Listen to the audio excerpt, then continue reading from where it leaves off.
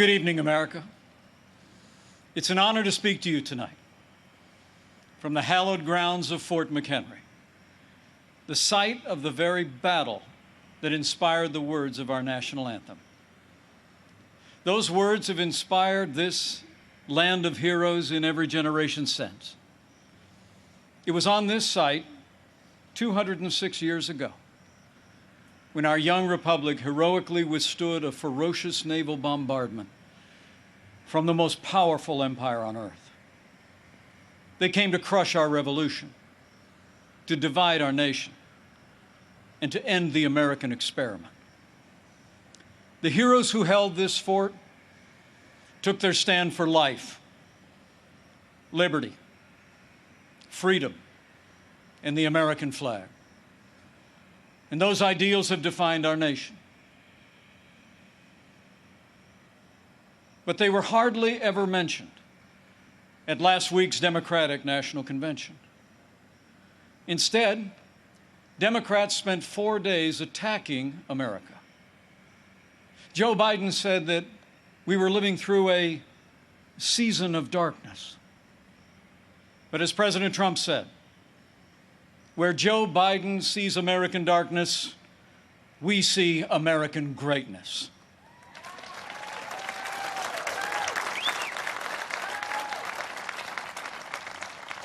In these challenging times, our country needs a president who believes in America, who believes in the boundless capacity of the American people to meet any challenge, defeat any foe, and defend the freedoms we hold dear. America needs 4 more years of President Donald Trump in the White House.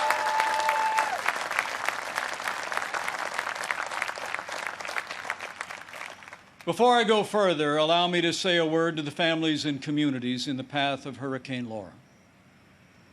Our prayers are with you tonight, and our administration is working closely with authorities in the states that will be impacted. FEMA has mobilized resources and supplies for those in harm's way.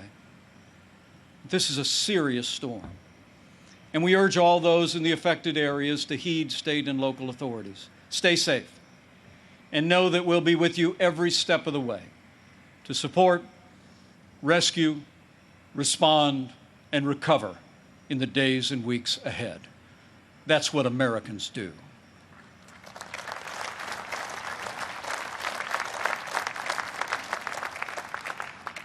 Four years ago, I answered the call to join this ticket because I knew that Donald Trump had the leadership and the vision to make America great again. And for the last 4 years, I've watched this president endure unrelenting attacks, but get up every day and fight to keep the promises that he made to the American people. So with gratitude for the confidence President Donald Trump has placed in me, the support of our Republican Party, and the grace of God, I humbly accept your nomination to run and serve as Vice President of the United States.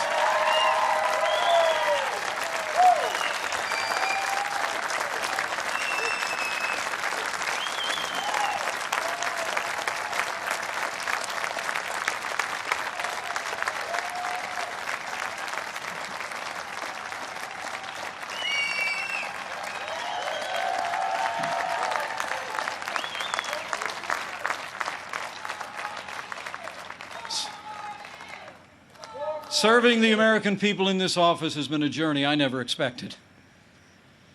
It's a journey that would not have been possible without the support of my family, beginning with my wonderful wife, Karen.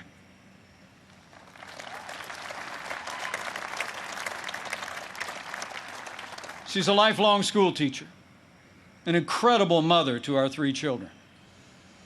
And she is one outstanding Second Lady of the United States. I'm so proud of you. And we couldn't be more proud of our 3 children. Marine Corps Captain Michael J. Pence and his wife, Sarah. Our daughter, Charlotte Pence Bond, an author, and the wife to Lieutenant Henry Bond, who is currently deployed and serving our nation in the United States Navy.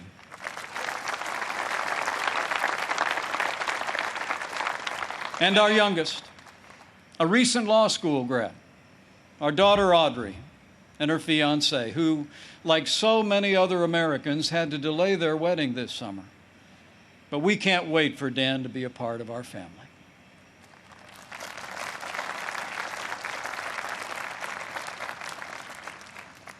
In addition to my wife and kids, the person who shaped my life the most is also with us tonight.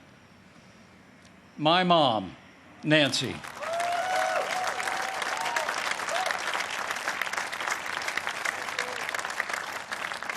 She is the daughter of an Irish immigrant, 87 years young.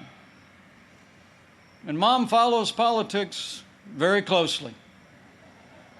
And the truth be told, sometimes I think I'm actually her second favorite candidate on the Trump-Pence ticket. Thank you, Mom. I love you.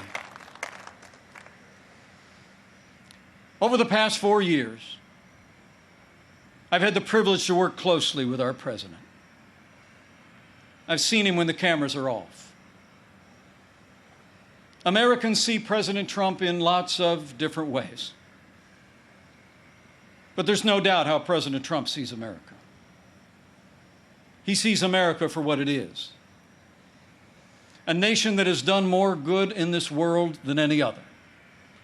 A nation that deserves far more gratitude than grievance. And if you want a president who falls silent when our heritage is demeaned or insulted, he's not your man.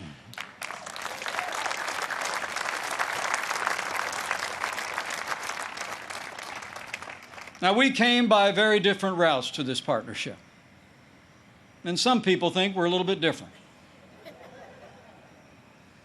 But you know, I've learned a few things watching him. Watching him deal with all that we've been through over the past 4 years. He does things in his own way, on his own terms. Not much gets past him. And when he has an opinion, he's liable to share it. He's certainly kept things interesting. But more importantly, President Donald Trump has kept his word to the American people.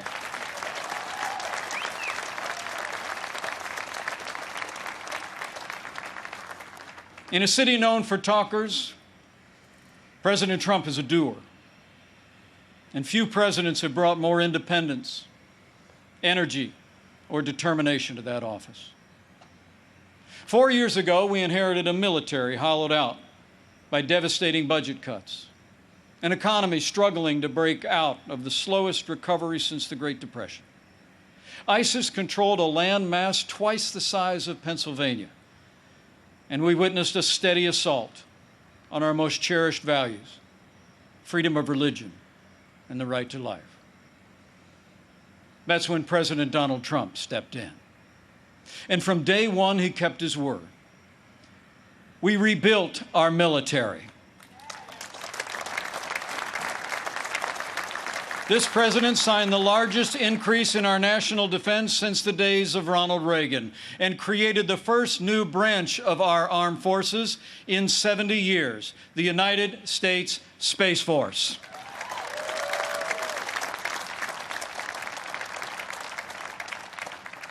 And with that renewed energy, we also returned American astronauts to space on an American rocket for the first time in nearly 10 years.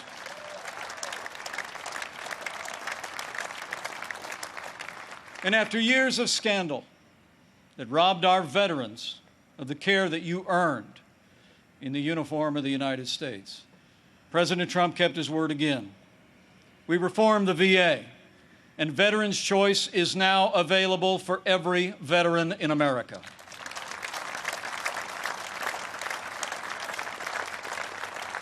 Our armed forces and our veterans fill this land of heroes. And many join us tonight in this historic fort. Tonight we have among us 4 recipients of the Medal of Honor.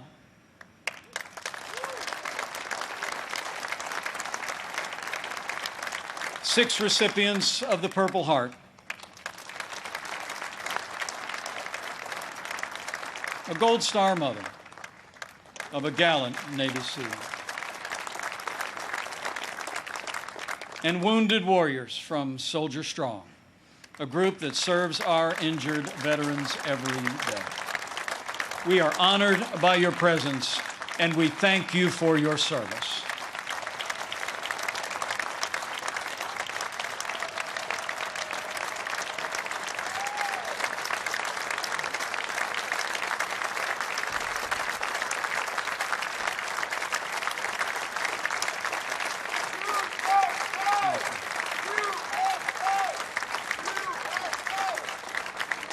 With heroes just like these, we defend this nation every day. And under this Commander-in-Chief, we've taken the fight to radical Islamic terrorists on our terms, on their soil. Last year, American armed forces took the last inch of ISIS territory, crushed their caliphate, and took down their leader without one American casualty. And I was there when President Trump gave the order to take out the world's most dangerous terrorist. Iran's top general will never harm another American because Qasem Soleimani is gone.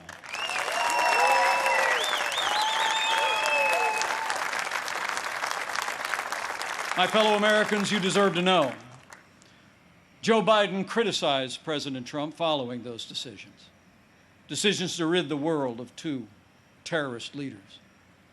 But it's not surprising, because history records that Joe Biden even opposed the operation that took down Osama bin Laden. It's no wonder that the Secretary of Defense under the Obama-Biden administration once said that Joe Biden has been, and I quote, wrong on nearly every major foreign policy and national security issue over the past 4 decades. So we've stood up to our enemies, and we've stood with our allies. Like when President Trump kept his word and moved the American embassy to Jerusalem, the capital of the State of Israel, setting the stage for the first Arab country to recognize Israel in 26 years. Closer to home, we appointed more than 200 conservative judges to our federal courts. We supported the right to life and all the God-given liberties enshrined in our Constitution, including the Second Amendment right to keep and bear arms. And when it came to the economy, President Trump kept his word and then some. We passed the largest tax cut and reform in American history. We rolled back more federal red tape than any administration ever had. We unleashed American energy and fought for free and fair trade. And in our first 3 years, businesses large and small created more than 7 million good-paying jobs, including 500,000 manufacturing jobs all across America. Our country became a net exporter of energy for the first time in 70 years. Unemployment rates for African Americans and Hispanic Americans hit the lowest level ever recorded. And on this 100th anniversary of the woman's right to vote, I'm proud to report that under President Donald Trump, we achieved the lowest unemployment rate for women in 65 years. And more Americans working than ever before. In our first 3 years, we built the greatest economy in the world. We made America great again.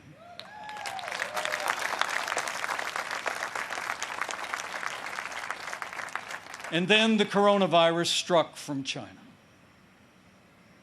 Before the first case of the coronavirus spread within the United States, the President took unprecedented action and suspended all travel from China, the second largest economy in the world. Now, that action saved untold American lives. And I can tell you firsthand, it bought us invaluable time to launch the greatest national mobilization since World War II. President Trump marshaled the full resources of our federal government from the outset. He directed us to forge a seamless partnership with governors across America in both political parties. We partnered with private industry to reinvent testing and produce supplies that were distributed to hospitals around the land. Today, we're conducting more than 800,000 tests a day, and we have coordinated the delivery of billions of pieces of personal protective equipment for our amazing doctors, nurses, and healthcare workers.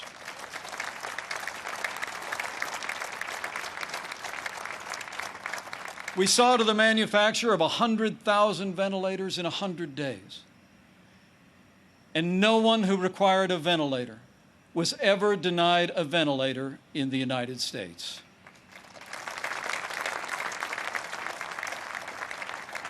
We built hospitals, surged military medical personnel, and enacted an economic rescue package that saved 50 million American jobs. As we speak, we're developing a growing number of treatments known as therapeutics, including convalescent plasma, that are saving lives all across America. Now, last week, Joe Biden said that no miracle is coming. Well, what Joe doesn't seem to understand is that America is a nation of miracles. And I'm proud to report that we're on track to have the world's first safe, effective coronavirus vaccine by the end of this year.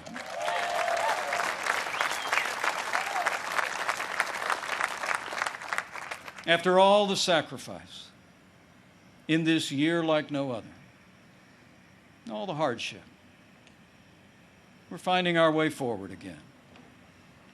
But tonight, our hearts are with all the families who've lost loved ones and have family members still struggling with serious illness. In this country, we mourn with those who mourn. We grieve with those who grieve. And this night, I know that millions of Americans will pause and pray for God's comfort for each of you. You know, our country doesn't get through such a time unless its people find strength within. The response of doctors, nurses, first responders, farmers, factory workers, truckers, and everyday Americans who put the health and safety of their neighbors first has been nothing short of heroic.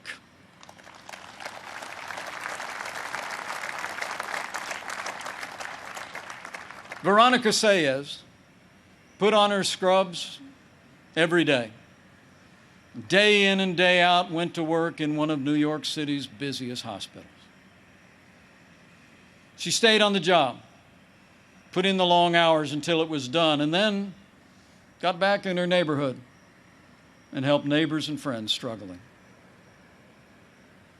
Her brother William is a New York City firefighter. And they're both emblematic of heroes all across this country. They're with us tonight. And I say to them and to all of you, you have earned the admiration of the American people, and we will always be grateful for your service and care.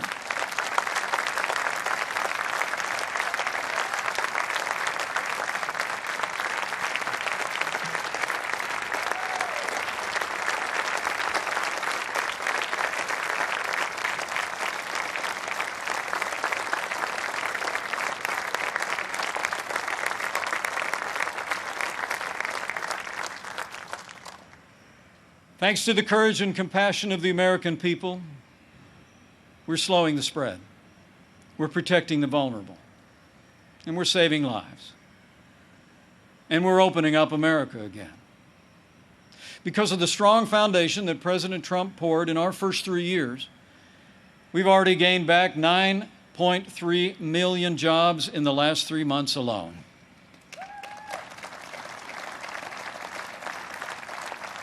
And we're not just opening up America again. We're opening up America's schools.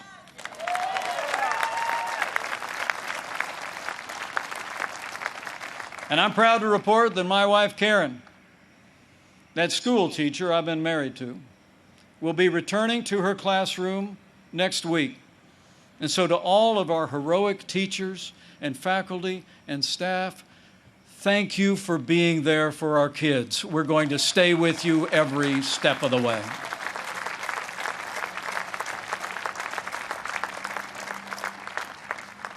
In the days ahead, as we open up America again, I promise you, we'll continue to put the health of America first. And as we work to bring this economy back, we all have a role to play, and we all have a choice to make. On November 3rd, you need to ask yourself, who do you trust to rebuild this economy? A career politician who presided over the slowest economic recovery since the Great Depression?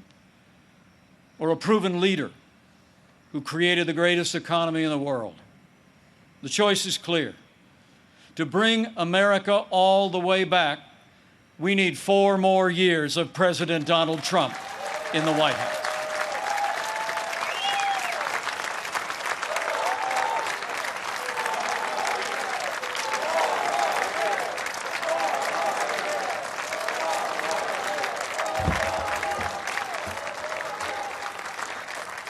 My fellow Americans, we're passing through a time of testing. But in the midst of this global pandemic, just as our nation had begun to recover, we've seen violence and chaos in the streets of our major cities. President Trump and I will always support the right of Americans to peaceful protest. But rioting and looting is not peaceful protest. Tearing down statues is not free speech. And those who do so will be prosecuted to the fullest extent of the law.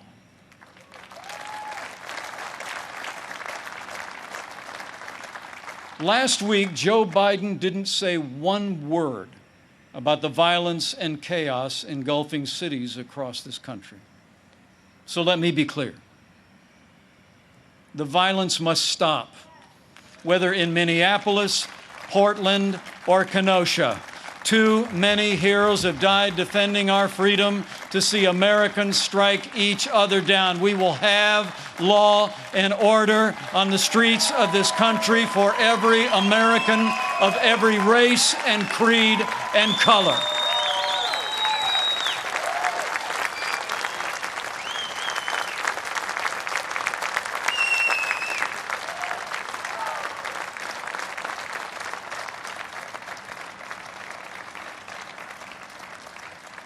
President Trump and I know that the men and women that put on the uniform of law enforcement are the best of us.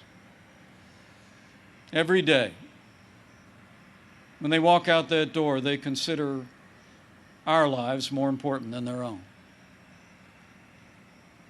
People like Dave Patrick Underwood, an officer in the Department of Homeland Security's Federal Protective Service, who was shot and killed during the riots in Oakland, California.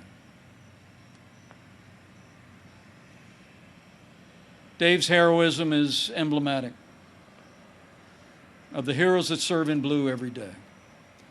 And we're privileged tonight to be joined by his sister, Angela. Angela, we say to you, we grieve with your family. And America will never forget or fail to honor Officer Dave Patrick Underwood.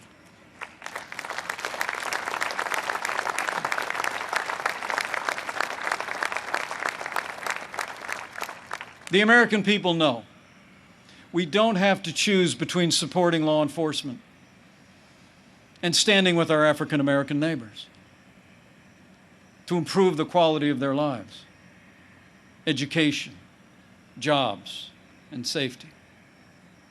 And from the first days of this administration, we've done both.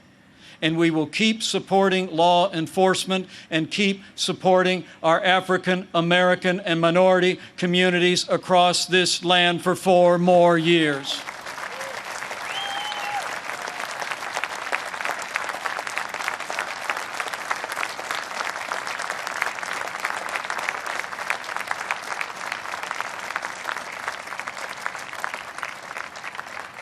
Now, Joe Biden says that America is systemically racist and that law enforcement in America has, and I quote, an implicit bias against minorities.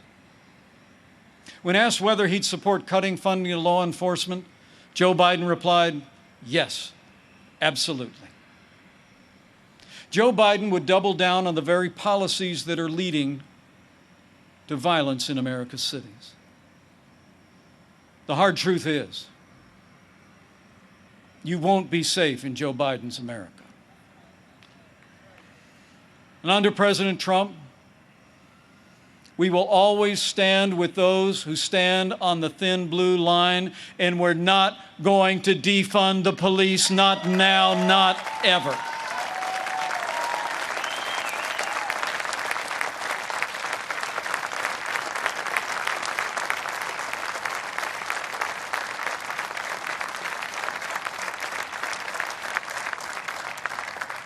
My fellow Americans, we're passing through a time of testing, but soon we will come to a time for choosing. Joe Biden has referred to himself as a transition candidate, and many were asking, transition to what? But last week, Democrats didn't talk very much about their agenda. And if I were them, I wouldn't either. I mean, Bernie Sanders did tell his followers that Joe Biden would be the most liberal president in modern times. In fact, he said, and I quote, that many of the ideas he fought for, that just a few years ago were considered radical, are now mainstream in the Democratic Party. At the root of their agenda is the belief that America is driven by envy, not aspiration. That millions of Americans harbor ill will toward our neighbors instead of loving our neighbors as ourselves. The radical left believes that the federal government must be involved in every aspect of our lives to correct those American wrongs. They believe the federal government needs to dictate how Americans live, how we should work, how we should raise our children, and in the process deprive our people of freedom, prosperity, and security. Their agenda is based on government control. Our agenda is based on freedom.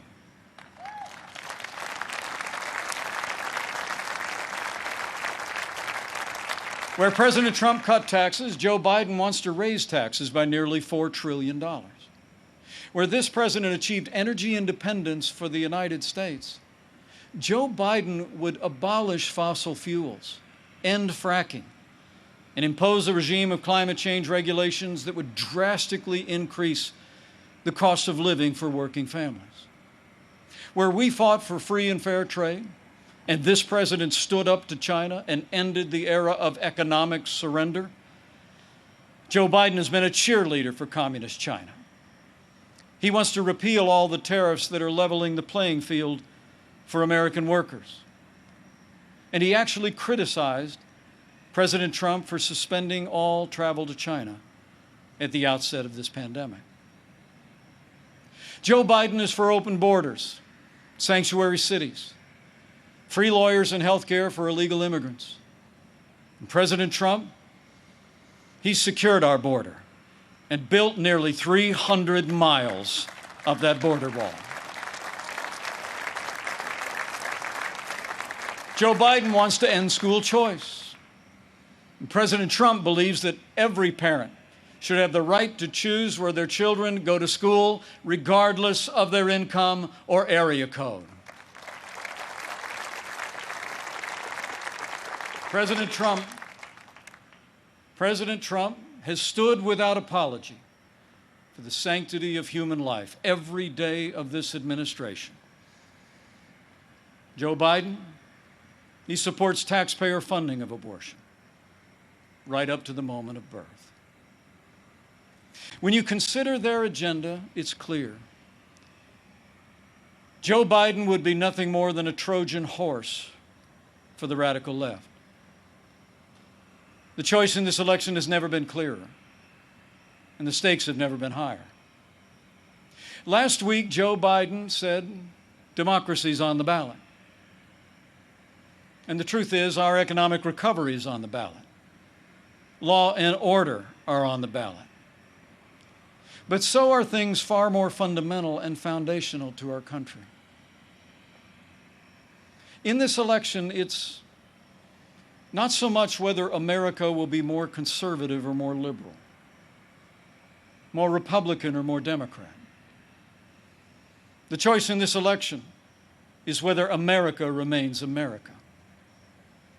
It's whether we will leave to our children and our grandchildren a country grounded in our highest ideals of freedom, free markets, and the unalienable right to life and liberty, or whether we will leave them a country that's fundamentally transformed into something else. We stand at a crossroads, America. President Trump has set our nation on a path of freedom and opportunity. Joe Biden would set America on a path of socialism and decline. But we're not going to let it happen.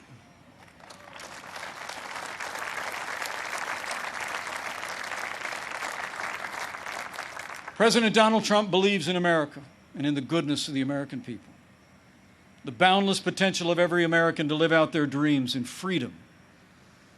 And every day, President Trump has been fighting to protect the promise of America. Every day, our president has been fighting to expand the reach of the American dream. And every day, President Donald Trump has been fighting for you. And now it's our turn to fight for him.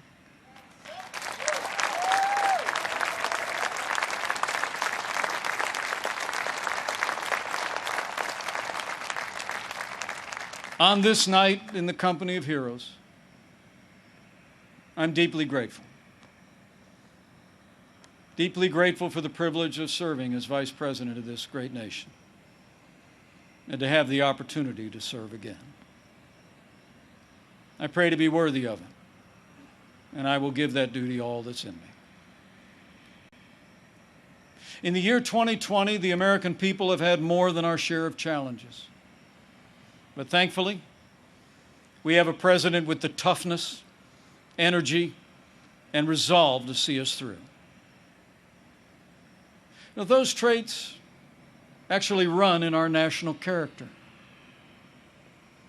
As the invading force learned on approach to this fort in September of 1814, against fierce and sustained bombardment, our young country was defended by heroes, not so different from those who are with us tonight. The enemy was counting on them to quit, but they never did. Fort McHenry held, and when morning came, our flag was still here.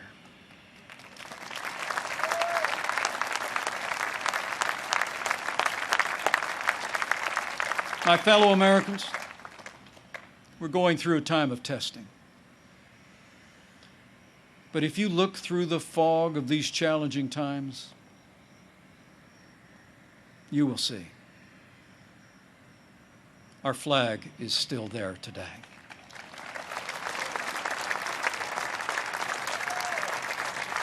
That star-spangled banner still waves over the land of the free and the home of the brave.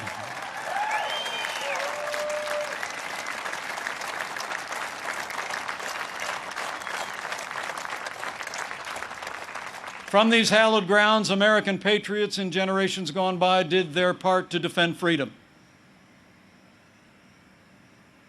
Now it's our turn.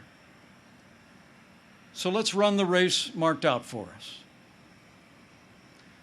Let's fix our eyes on Old Glory. and all she represents. Let's fix our eyes on this land of heroes and let their courage inspire.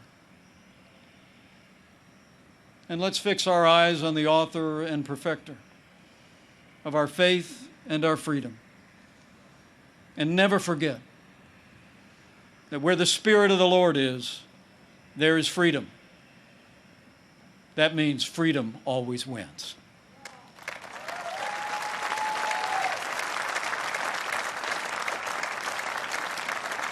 My fellow Americans, thank you for the honor of addressing you tonight and the opportunity to run and serve again as your Vice President. I leave here today inspired. And I leave here today more convinced than ever that we will do in our time as Americans have done throughout our long and storied past. We will defend our freedom and our way of life. We will re-elect our president and principled Republican leaders across the land. And with President Donald Trump in the White House for 4 more years, and with God's help, we will make America great again. Again. Thank you. God bless you. And God bless the United States of America.